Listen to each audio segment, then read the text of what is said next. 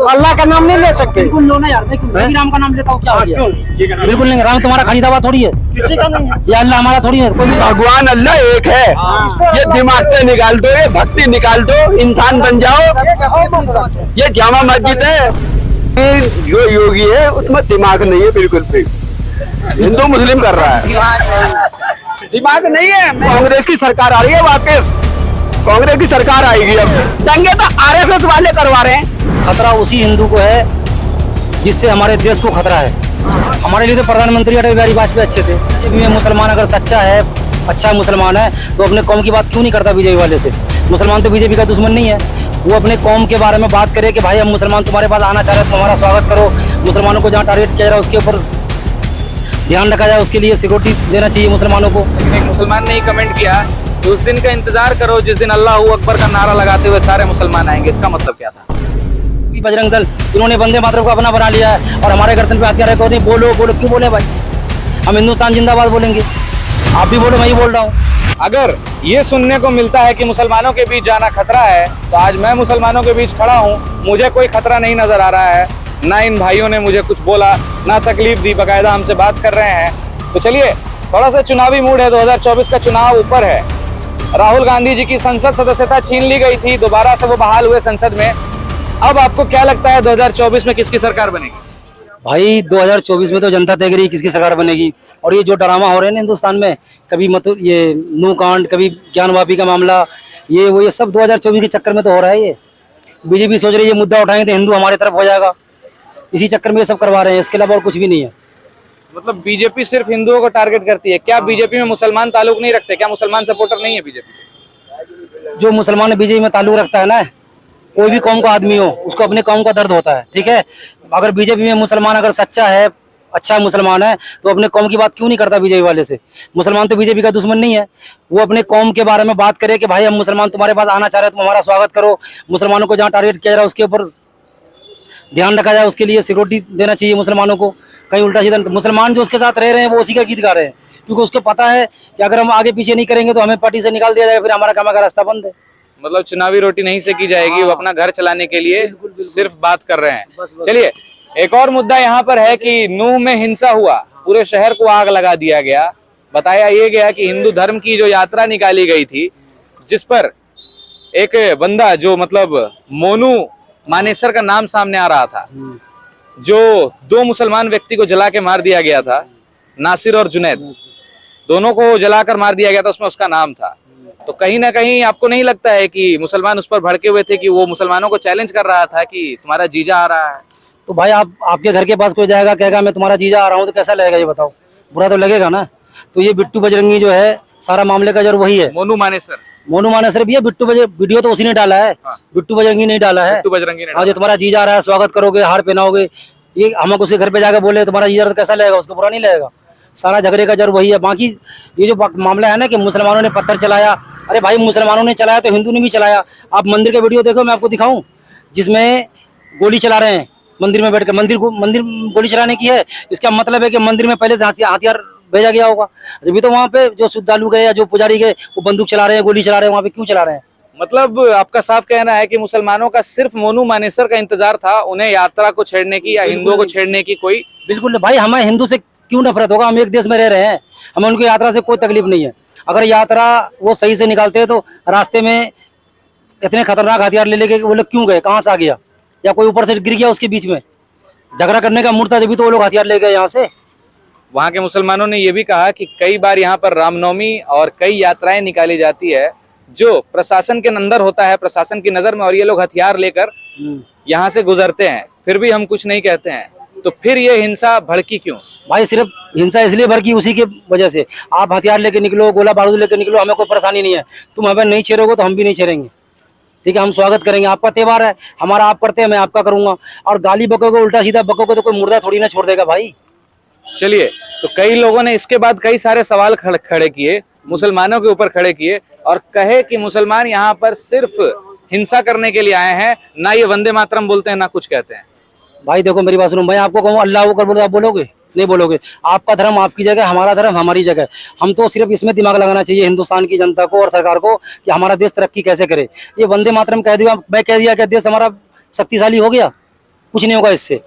या आप अल्लाह अकबर कह दोगे तो हमारा देश शक्तिशाली नहीं होगा ना। हमें काम ये करना है कि हमारा देश आगे बढ़े।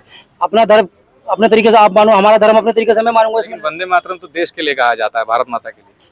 भाई वंदे मातरम का मतलब आपको पता है कुछ और, हम जानते हैं उसका मतलब कुछ और, ठीक है। हम जय हिंद भी तो कह सकते हैं। जरा बता सकते हैं कि आपकी भाषा में वंदे मातरम को क्या हम कहते जय हैं? हिंद क्योंकि कह कई रहे लोग हैं ना। कंफ्यूजन में है, पूरी जनता देख अगर रही है। सुनो, अगर हम जय हिंद कह रहे हैं, हिंदुस्तान जिंदाबाद, तो और क्या इससे बड़ी बात क्या है?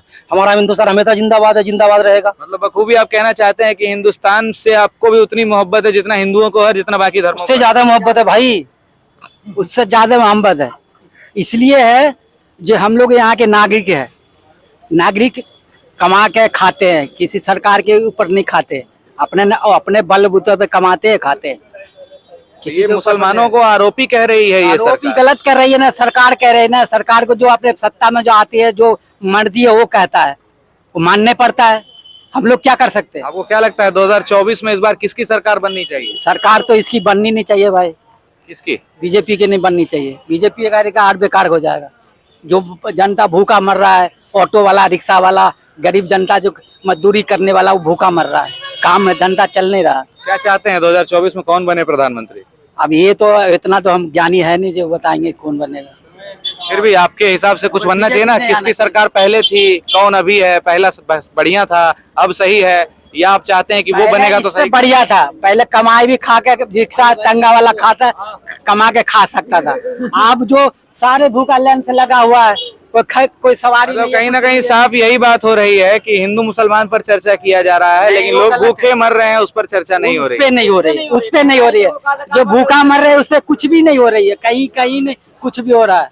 जो भूखा मजदूर आदमी भूखा मर रहा है, रिक्शा ठेला वाला पटरी पे मर रहा है, उसके लिए सरकार के कुछ भी। मोदी जी से क्या कहेंगे आप? मोदी जी से कहेंगे ये जो उसकी रियायत करो, गरीब भूखा है जो उसको सस्ताई करो। टमाटर 200 रुपए किलो बिक रहा है, मिर्चा 200 रुपए किलो मिल रहा है, हरी टमाटर मिर्ची। 300 रुपए ऊपर चला गया चाचा। फिर आप बताए 300 रुपए किलो, गरीब आदमी कहाँ से खाएगा? कमाई हो नहीं रही है, कहाँ से खाएंगे? अब रिक्शा चलाते हैं, बताओ कितना कमा लेते हैं, तो 300 रुपए किलो टमाटर खाएंगे। क्या नाम है आपका? मेरा नाम मोहम्मद अलाउद्दीन है। हिंदुस्तान से कितनी मोहब्बत है आपको? बहुत ज्यादा मोहब्बत है, जब तो देखिए हिंदुस्तान में रहे। ये रिक्शा चलाते हैं और हिंदुस्तान से बहुत ज्यादा मोहब्बत है ये कह रहे हैं, और सबसे ज्यादा है कहीं ना कहीं हिंदू मुसलमान के बीच आग भड़का दी जाती है, और ये राजनीतिक लोग रोटियां सेक लेते हैं और हिंदू मुसलमान आपस में लड़ जाते हैं। ये चीज मीडिया चैनल्स नहीं दिखाती है, लेकिन हम आपको ग्राउंड जीरो पर खड़े होकर दिखाने की कोशिश कर रहे हैं। जामा मस्जिद पर मौजूद हैं इस वक्त। ना मैं टीवी पर दिखा रहा हूँ, ना कहीं दिखा रहा हूँ, ना मोदी जी मेरा घर चला रहे हैं, ना माननीय राहुल गांधी जी मुझे पैसा दे रहे हैं जामा मस्जिद पर आने के लिए। मैं खुद आया हूँ ग्राउंड जीरो से ये रिपोर्ट लेने के लिए, और ये जानना चाह रहा था इन मुसलमान भाइयों से कि क्या इन्हें वाकई में जो बताया जा रहा है कि मुसलमान आरोपी और मुसलमानों के बीच जाना खतरा है। तो मेरे लिए तो खतरा नहीं है। आज मैं बिना किसी Z+ सुरक्षा के यहाँ पर खड़ा हूँ, और ये मुसलमान भाई मेरे पीछे खड़े हैं और कह रहे हैं हिंदुस्तान से बखूबी उतनी ही मोहब्बत इनको है जितना एक हिंदू को है। भाई साहब एक बात बताइएगा, क्या नाम है आपका? बताइए, आप नाम बताइए अपना। शर्मा रहे भैया। क्या नाम बताओ? नंदन कुमार। नंदन कुमार। कहाँ से आए हो? मैं तो यूपी से हूँ। यूपी से। यहाँ क्या कर रहे हो जामा मस्जिद? यहाँ पे आए घूमने के लिए। घूमने के लिए। जी। कैसा लग रहा है जामा मस्जिद? अच्छा लग रहा है। ये नहीं सुना है कि मुसलमानों के बीच चले जाओगे तो मार डालेंगे वो? नहीं नहीं है ऐसा, कुछ मुट्ठी भर लोग हैं जो मतलब कि देश को बांटना चाहते हैं, बांट करके मतलब कि अपना वोट लेने के लिए, बड़ा हो तो वोट लेने के लिए ऐसा मतलब कि टकराव की स्थिति किया जाता है कि मतलब कि बस और ज्ञानवापी मस्जिद जो है, योगी जी ने कहा है ज्ञानवापी को मस्जिद नहीं कहना चाहिए, ज्ञानवापी कह दीजिए। इस पर आप क्या कहेंगे? वो तो ये सब फालतू की बातें हैं, सब अपने कमियों को छुपाने चलिए भाई घूमने आए हैं और घूम फिर कर जा रहे हैं, लेकिन यहाँ पर कोई दिक्कत नहीं है। कई बार तो 144 लगा दिया जाता है, कहा जाता है कि हिंदू मुसलमान के बीच फिर से पथराव, नारेबाजी, गोलीबारी ना हो जाए।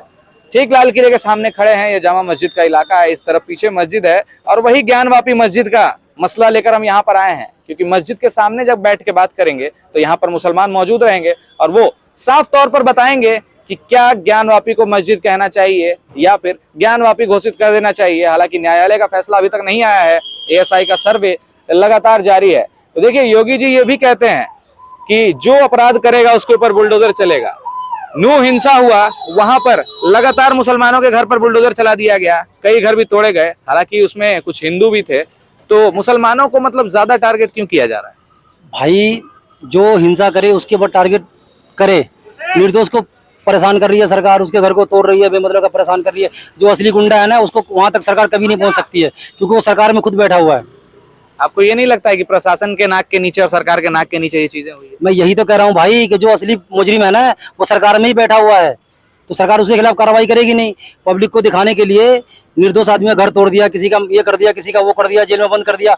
जितने को उठाया है ना पुलिस वाले ने, वो सबको साल 6-2 साल के मैं बाद सबको रिहा कर देगा, और यही कहेगा कि यार ये निर्दोष साबित हुआ। 2 साल उसकी जिंदगी खराब हुई, क्या योगी सरकार, मोदी सरकार उसको रोज पैसे देगा, मजदूरी देगा? जितना टाइम खराब हुआ उतना देना चाहिए ना फिर उसको।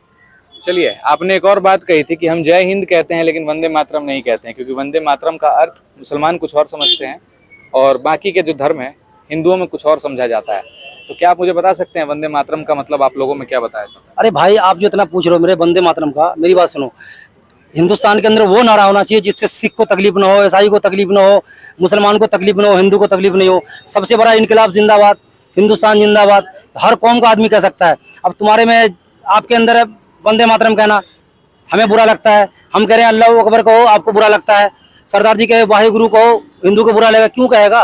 देखिए, बुरा लगने की बात हम नहीं करते हैं, क्योंकि हम और आप इंसान हैं। ना हमारा मोदी जी घर चला रहे हैं, ना राहुल गांधी चला रहे हैं, ना कोई नारा लगाने से हमारे घर में नुकसान फायदा हो जाएगा या आपके घर में नुकसान हो जाएगा। सबसे बड़ी बात यह है कि भारत में रहने वाला हर एक नागरिक भारतीय है, हिंदुस्तानी है।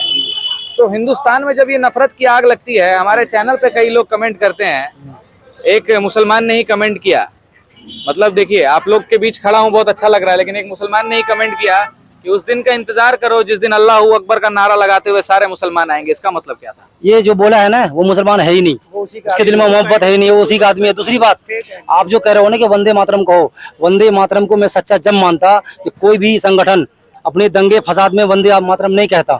अभी मान लो आरएसएस वाला अगर निकलता है तो वंदे मातरम कहता हुआ। वंदे मातरम अगर हिंदुस्तान का नारा है तो सिर्फ हिंदुस्तान की आवाम को कहना चाहिए ना, प्यार मोहब्बत में कहना चाहिए। कि झंझट के टाइम में कोई जुलूस निकला उसके टाइम में, ये क्या मतलब है? उसके लिए वो अपना अलग से नारा चुने ना भाई, हिंदुस्तान के लिए। ये भी हमने सुना है कि अभी जैसे मुहर्रम का जुलूस निकला था, उसमें भी कई लोग कुछ असामाजिक तत्व नारा लगा रहे थे। रामनवमी का निकलता है तो मुसलमानों की एरिया से जब निकलते हैं तो वहाँ जय श्री राम का नारा लगाया जाता है। हाँ, जय श्री राम लगाओ ना भाई, जय श्री राम तुम्हारा है, तुम लगाओ। मैं वंदे मातरम की बात कर रहा हूँ। आप कह रहे हो ना कि वंदे मातरम देश के हित का नारा है। अगर वंदे मातरम देश हित का नारा है तो सिर्फ हमारे सैनिक भाई को बोलना चाहिए, उसके साथ पूरे हिंदुस्तान की जनता को बोलना चाहिए, न कि किसी जुलूस में, न कोई संगठन का खास नहीं होना चाहिए ना। आपने तो किसी संगठन का, जैसे आरएसएस है, बीएचपी, बजरंग दल, इन्होंने वंदे मातरम को अपना बना लिया है और हमारे गर्दन पे हथियार रखे। नहीं बोलो बोलो, क्यों बोले भाई?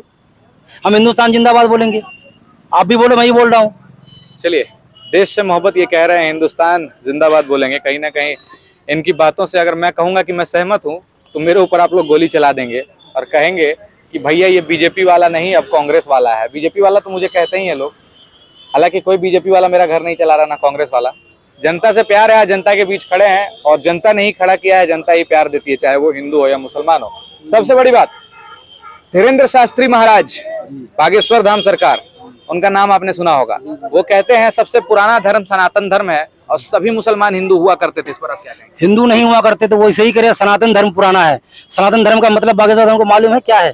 सनातन धर्म का मतलब वो होता है कि उसके राज में हिंदू राष्ट्र करें ना, हिंदू राष्ट्र लाएंगे हम। हिंदू राष्ट्र का मतलब यह है कि एक कुत्ता हमारे राज्य में भूखा न रहे, एक चिड़िया बगैर पानी का नहीं मर सके, सब किसी के ऊपर अन्याय न हो, ये होता है हिंदू राष्ट्र। ये नहीं हिंदू राष्ट्र के किसी को जबरदस्ती बजरंगबली की जय कहलवाएंगे, वंदे मातरम कहलवाएंगे। ये अगर हिंदू राष्ट्र है तो इसको हम नहीं मानेंगे। अगर वो हिंदू राष्ट्र बनाना चाहते हैं वो, कि हमारे राज्य में कोई भूखा न सोए, कोई नंगा न बवाए, कोई बगैर अनाज का न मरे, कोई कुत्ता बगैर खाने का न, कोई चिड़िया बगैर पानी का, तो उसका हम समर्थन करेंगे। देखिए, धीरेन्द्र शास्त्री ये भी कहते हैं कि, एक मिनट, धीरेन्द्र शास्त्री ये भी कह रहे हैं कि हम सर्वत्र हिंदू राष्ट्र का बात करते हैं, हिंदू राष्ट्र बनना चाहिए, लेकिन हिंदू राष्ट्र में ये नहीं कि सिर्फ हिंदू ही रहेंगे, यहाँ मुसलमान भी रहेंगे, सिख भी रहेंगे, ईसाई भी रहेंगे। उन्होंने तो ये सबसे बड़ी बात कह दी थी कि एक पिता सबको स्वीकार करता है। एक पिता के पास जब बच्चा जाता है तो उसको सब स्वीकार करता है। कहीं ना कहीं उन्होंने बताया है कि हिंदू राष्ट्र जब बनेगा तो भारत को, मतलब हिंदू राष्ट्र को पिता का दर्जा दिया है और बाकी के लोग जो होंगे, सारे बच्चे होंगे, उनके पास जाएंगे, उसको वो स्वीकार करेंगे। तो पिता कौन बनेगा? बागेश्वर धाम बनेंगे? बताओ ना, पिता कौन बनेंगे? हिंदू राष्ट्र बनने के बाद भाई देखो, मैं बोलूंगा फिर, हिंदू राष्ट्र सिर्फ ब्राह्मण थोपना चाह रहा है वो मुसलमानों के खिलाफ कुछ नहीं कर सकता हिंदू राष्ट्र करके। जो दलित आदिवासी है ना, जो 4000 साल पहले आर्यन करते थे, समझ गए ना, वही लाना चाह रहे हैं। जो दलित परिवार है, जो पिछड़ी जाति का, उसके ऊपर हुकूमत करना। मुसलमानों के ऊपर हुकूमत नहीं कर सकता भाई कोई भी, कभी भी नहीं कर सकता। वो उसको जो राष्ट्र लाना ले आए, उससे हमें कोई परेशानी नहीं है। मगर मैंने क्या बोला कि हिंदू राष्ट्र, हमें वही हिंदू राष्ट्र चाहिए। अगर उसको हिंदू राष्ट्र पसंद है तो इंसाफ वाला हिंदू राष्ट्र, ये नहीं जबरदस्ती थोपने वाला, किसी के ऊपर दाबने वाला, किसी के ऊपर जुल्म करने वाला। और वो यही लाना चाह रहे हैं कि दलित परिवार के ऊपर, आदिवासी के ऊपर उसको अपना गुलाम बना के रखेंगे। मुसलमान को गुलाम बनाना तो उसके बस की बात है नहीं, बस वही करना चाह रहे हैं वो। भाई साहब बहुत ही गर्मी लग रही है, तो जल्दी से समाप्त करेंगे, वाइंड अप करने की कोशिश करेंगे। हालांकि भाई साहब से बात करके बहुत अच्छा लग रहा है। यहाँ पर तमाम लोग खड़े हैं। और आप में से कितने लोग मुसलमान हैं? हाथ उठाइएगा। सब मुसलमान है। 90% यहाँ पर मुसलमान है। 90% क्या है, 99% कह लीजिए, 1% लोग 100% कह लीजिए, 100%। लेकिन मैं यहाँ पर अकेला हिंदू हूँ। मुझे कहा गया था कि अगर मुसलमानों के बीच जाओगे तो खतरा हो सकता है, संभाल कर जाना, सेंसिटिव जोन है। ये बात एक मिनट, लेकिन मैं आज खड़ा हूँ और भाई साहब सारे लोग खड़े हैं, सारे मुसलमान हैं, मुझे खतरा महसूस नहीं हो रहा है। ये मैं आपसे कह रहा हूँ, बाकी यहाँ के लोग बताएंगे। क्या मैं यहाँ खड़ा हूँ? दिल मुसलमान जो है रहम दिल का है, रहम उसके अंदर, रहम दिल जो होता नहीं, आप समझो, उसके अंदर रहम होगा। ये नहीं कि किसी को मतलब कर दीजिए। कितने खड़े हैं, हम रहते हैं ये अकेला बिल्डिंग में, अकेला मुसलमान है, मुझे डरने लगता नहीं। प्यार मोहब्बत सब जगह है, ऐसी बात नहीं। ये कंगले लोग होते हैं ना, कंगले लोग। अरे भैया ये गाड़ी बहुत लेके आ रहे हो यार, हॉर्न काहे बजा रहे हो? निकालो आराम से। मार्केट में खड़े हैं और इसको साइड करिएगा, ट्राइपॉड। चलिए कैमरा इधर घुमाइए, ऑन करने देना। तो इन्होंने कहा कि मुझे यहाँ पर खतरा नहीं है। मैं मार्केट में ही खड़ा हूँ, जामा मस्जिद के मार्केट, इसलिए यहाँ पर आता हूँ क्योंकि यहाँ पर मुसलमानों का गढ़ है, सिर्फ मुसलमान है। यहाँ पर कोई ये नहीं कह सकता कि कोई बनावटी मुसलमान है या फिर किसी सरकार ने भेज दिया है, उनके गुप्तचर घूम रहे हैं कि जब मीडिया वाले आते हैं तो सामने खड़े होकर बयानबाजी कर जाते हैं। यहाँ पर जो भी बात हुई है जनता के हित में ही, और जनता का जो तकलीफ है, जनता की जो दिल की बात है, वो जनता ने कही है। भाई साहब आप क्या करते हैं, क्या नाम है आपका? मेरा नाम है मुजीबुर रहमान। आप यहाँ पर दुकान चलाते हैं? जी, दुकान चलाते हैं। तो आप भी एक आम व्यक्ति हैं, अपना जीवन यापन कर रहे हैं। मैं बिहार से हूँ, बिहार से दिल्ली में आके काम कर रहा हूँ। मुझे, मेरा कारोबार जो है ना सिर्फ हिंदुओं से है, ठीक है। ये बात जो कह रहा है ना कि आप हिंदू मुसलमान के बीच में, मुसलमान के बीच में अगर जाओगे तो खतरा होगा, खतरा उसी हिंदू को है जिससे हमारे देश को खतरा है। जिस हिंदू से हमारे देश को खतरा है, उस हिंदू को मुसलमान के बीच आने में डर लगता है।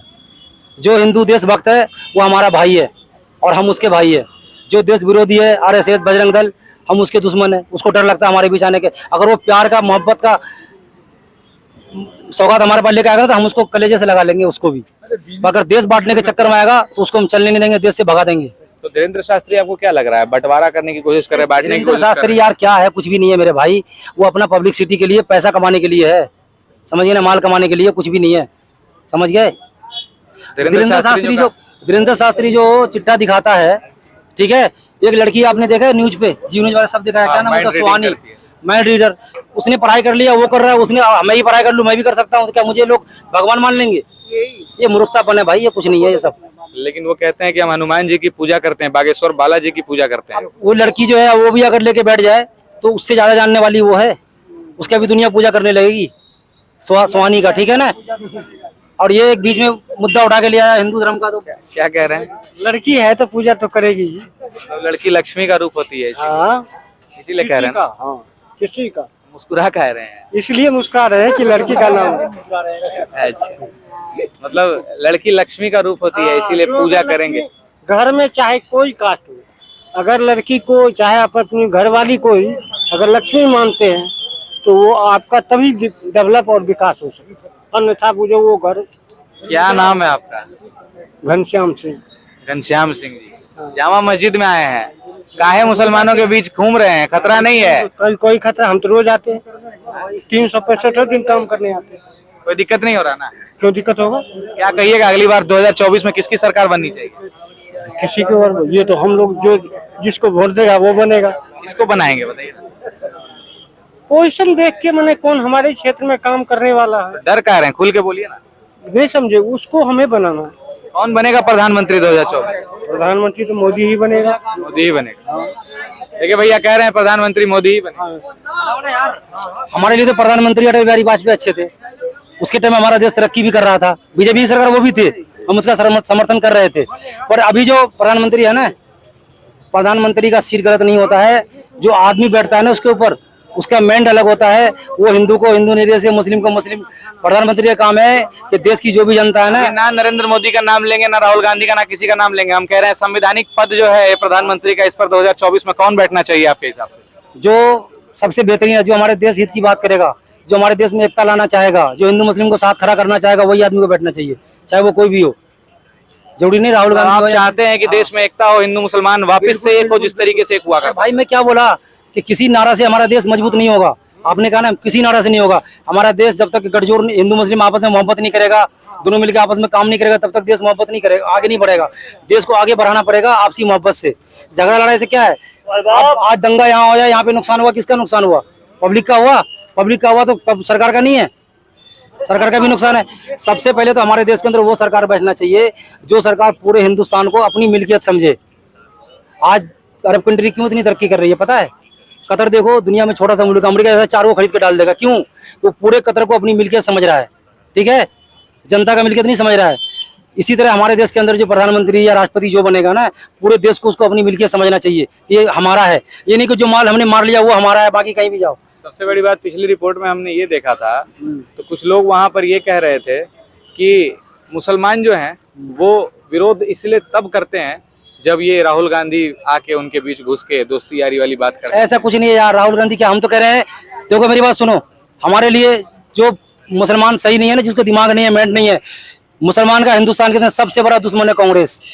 समझ गए? जो जाहिल आदमी वही कांग्रेस जिंदाबाद करता है, हम तो कभी नहीं करते हैं। हमारे लिए हम तो सोच रहे हैं कि हमारे मुस्लिम में भी एक अच्छा लीडर पैदा हो, चाहे वो बीजेपी से मिला हुआ हो, हमारे हित की बात करे वो, हम उसका समर्थन करेंगे। तो आप क्या चाहते हैं कि मुसलमानों के हित में क्या बात होनी चाहिए? भाई मुसलमानों का शिक्षा का बात होना चाहिए। मुसलमान के अंदर नौकरी नहीं है, उनकी बात होनी चाहिए। कई जगह आप चले जाओ, मुसलमान अगर कोई ऊंचे से पढ़ा हुआ लड़का है, मुसलमान का नाम छोड़ के उसको कहता नहीं तुम्हारा पास नहीं हुआ, फेल कर देता है उसको। क्यों कर देता है भाई? ये चीज हमारे में नहीं होना चाहिए ना।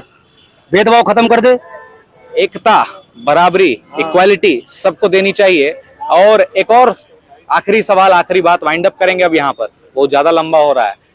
सामान्य नागरिक संहिता की बात हो रही थी, यूनिफॉर्म सिविल कोड की। तो यूनिफॉर्म जब कानून जैसे सबके लिए एक है, जैसे कोई हत्या कर जाता है तो सीआरपीसी एक्ट है, वो जेल जाता है, उसको फांसी की सजा सुनाई जाती है। तो आपको क्या लगता है सामान्य नागरिक संहिता भारत में लागू होनी चाहिए? भाई उससे अच्छा कानून जब हमारे देश में पहले है तो लगाने की क्या जरूरत है? जब अभी 302 का कोई हत्या करते उसको क्या जेल है ना? क्या सामान्य नागरिकता कानून अगर क्या वो चेंज हो जाएगा? कानून तो वही रहेगा ना। ये सब मुद्दा है लोगों को भटकाने का। कोई कानून की हिंदुस्तान में जरूरत नहीं है, जो कानून है वो पहले से बहुत है। पहले 3 तलाक की बात आई, अब सामान्य नागरिक संहिता की बात आई। मेरी बात सुनो, एक मिनट सुनो। 3 तलाक से आपका क्या लेना देना है ये बताओ? नहीं, जैसे एक बात हम कहना चाहेंगे, हाँ। जैसे हिंदू हो या मुसलमान हो, चाहे किसी भी कौम का, किसी भी मजहब का हो, वो अगर हत्या कर जाता है तो उसके लिए सजा एक है। बिल्कुल। शादी वादी का नियम सबका अलग है, हाँ। लेकिन तलाक, 3 तलाक कह के अगर लड़की को छोड़ देना तो महिला इसमें सफर करती है। हाँ। तो ये क्या आपके हिसाब से सही था? तो सिर्फ महिला से ही मोहब्बत है? इतना जो मुद्दा उठा रहे हो 3 तलाक से, महिला से ही मोहब्बत है, मुसलमान मर्द से मोहब्बत नहीं है? ये बताओ ना। मुसलमान मर्द को मोब लिखी करके कहीं दंगा करके मार देता है तो उसकी महिला क्या होगा? तो ये आपको नहीं लगता है कि नियम के तहत होना चाहिए कि कोर्ट में जाके डिवोर्स दे दिया जाए अगर आपको तकलीफ है तो जज के सामने? भाई मेरी बात सुनो, आपके धर्म में, आप हिंदू हो, आपके धर्म में जो गीता कहेगा, जो रामायण कहेगा, वही काम तो करोगे। हमारा कुरान को तो नहीं मानोगे ना? मानोगे? और हमारे धर्म में मुसलमान हो तो अपने कुरान के हिसाब से चलूंगा ना यार। हमारा देश तरक्की करेगा, हम उसके साथ है, ठीक है। और धर्म सबका अपना अपना है। क्या बोल रहे हैं? हिंदुस्तान में हम रहते हैं, हर धर्म को मानेंगे। मुंह बंद हो गया? पहले पढ़ना सीख तो लो। नमाज, एक मिनट सुनो। अरे बात सुनो। अरे बाबा, अरे इधर आओ। आप अगर मस्जिद में नमाज पढ़ने जाओगे तो नमाज कैसे पढ़ा जाता है ये पता है आपको? सिर्फ सर पटकने से नहीं होगा, सिर्फ सर पटकने से नहीं होगा ना। ये भावना गलत हुआ। नहीं, मैं क्या कह रहा हूँ, आप अगर मस्जिद में नमाज पढ़ने जाओगे तो आपको पता होना चाहिए ना किस तरह। या मैं मंदिर में जाऊँ पूजा करने के लिए तो हाथ जोड़े खड़ा होने से थोड़ी पूजा हो जाएगा। मुझे मंत्र आना चाहिए ना। मैं क्या कह रहा हूँ, मंदिर में मुझे मंत्र आना चाहिए ना भाई। मुझे मंत्र आना चाहिए, नहीं आना चाहिए? जो वहाँ पे हनुमान चालीसा जो भी पढ़ते हैं, आना चाहिए ना भाई। तो मैं अपने दिन को फॉलो कर रहा हूँ, आप अपने करो। जब तो आप हिंदुस्तान नमाज पढ़ लीजिएगा। हाँ पढ़ेंगे, क्यों नहीं, चलो अभी पढ़ देते हैं। सर अपने धर्म का पालन आप करो। अरे चाचा सुनो, अपने धर्म का पालन आप करो, मैं अपने कर रहा हूँ। हिंदुस्तान की बात आएगी सब एक हो जाओ। व्यवस्थित क्यों? सही बात है, हिंदुस्तान की बात आए सब एक हो जाओ। लेकिन भाई साहब ऐसे लोग झंझट कराते हैं देश के अंदर में, ऐसे कोई बात नहीं, वो कह रहे हैं नमाज पढ़ेंगे। तो कैसे पढ़ेंगे? उसको ये पूछो, उसको सिर्फ ये पूछो नमाज पढ़ेंगे बिस्मिल्लाह पढ़ के इसको सुनवा दो, या नमाज में क्या सूरह है वो पढ़ के सुनवा दे। नमाज में कौन सूरह आता बताओ। तो क्या थे? आप नमाज पढ़ेंगे ना, सुनाई आप नमाज पढ़ेंगे ना। हम सिर्फ नाम लेंगे, अल्लाह का नाम नहीं ले सकते। बिल्कुल लो ना यार, मैं भी राम का नाम लेता हूँ, क्या हो गया? बिल्कुल नहीं, राम तुम्हारा खरीदा थोड़ी है, किसी का नहीं है, या अल्लाह हमारा थोड़ी है, कोई भी ले सकता है। सबों की है। आप जब मस्जिद जाओगे भाई भगवान अल्लाह एक है, ये दिमाग से निकाल दो, ये भक्ति निकाल दो, इंसान बन जाओ। ये जामा मस्जिद है, हिंदू मुस्लिम सब एक भाई है। साइंस की एक करे। यहाँ पर हिंदुओं को खतरा नहीं है। नहीं कोई खतरा नहीं है।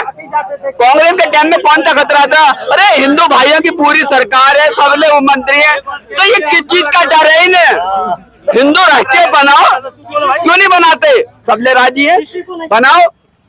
ज्ञानवापी मस्जिद को मस्जिद कहना गलत होगा, ज्ञानवापी कह दीजिए, योगी आदित्यनाथ ने कहा है। क्या ज्ञानवापी मस्जिद है या मंदिर है? योगी जो योगी है उसमें दिमाग नहीं है बिल्कुल भी, हिंदू मुस्लिम कर रहा है। दिमाग नहीं है, मैं नहीं मानता इसे। और ये जो संवैधानिक पद पर हमारे प्रधानमंत्री मोदी जी बैठे हुए हैं, मैं नहीं मानता, इसमें अकल नहीं है भाई बिल्कुल भी। कौन बनेगा 2024 में प्रधानमंत्री? ये कांग्रेस की सरकार आ रही है, वापस कांग्रेस की सरकार आएगी अब। अगर कांग्रेस की सरकार आएगी तो दंगे नहीं होंगे। दंगे बिल्कुल नहीं होंगे, दंगे तो आरएसएस वाले करवा रहे हैं। कांग्रेस के टाइम में दुबई कांग्रेस को आरएसएस वालों ने गुंडागर्दी करी है। जहाँ देखो वहाँ बम छोड़ रहे हैं, करोल बाग में वहाँ बम छोड़ रहे हैं, करार पैलेस में वहाँ बम छोड़ रहे हैं। लेकिन आरोप मुसलमानों पर लगाते हैं। आरोप तो मुसलमानों पर लगा रहे हैं, मुसलमानों का डर लगे ही नहीं। अपराधी पकड़ा जाता है, वो भी मुसलमान कैसे निकल जाता है? अरे क्या मैं बोलूं यार, सबको दिखाई दे रहा। जनता के बीच खड़े हैं, जनता ने कहा कि अकल नहीं है। अब किसमें अकल नहीं है, अब आप सुन लिए होंगे। चलिए वाइंड अप करते हैं, पल पल की अपडेट्स आपको देते रहेंगे। और जनता से मुझे मोहब्बत है, ना कोई सरकार मेरा घर चला रही है, ना मोदी जी, ना योगी जी, ना राहुल गांधी।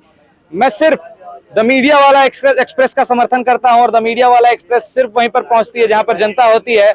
लोग कहते हैं ना कि मीडिया वाला आ गया, तो मीडिया वाला पर लोग भरोसा करते हैं। इनकी बात सरकार तक नहीं पहुंच पाती है, इनके दिल की बात, तो वो मीडिया वाला को सुनाते हैं। इसलिए मैंने अपना नाम मीडिया वाला रखा है, और आपका मीडिया वाला यहाँ पर मौजूद है। पल पल की अपडेट्स आपको देते रहेंगे, तब तक के लिए बने रहें हमारे साथ और देखते रहें द मीडिया वाला एक्सप्रेस।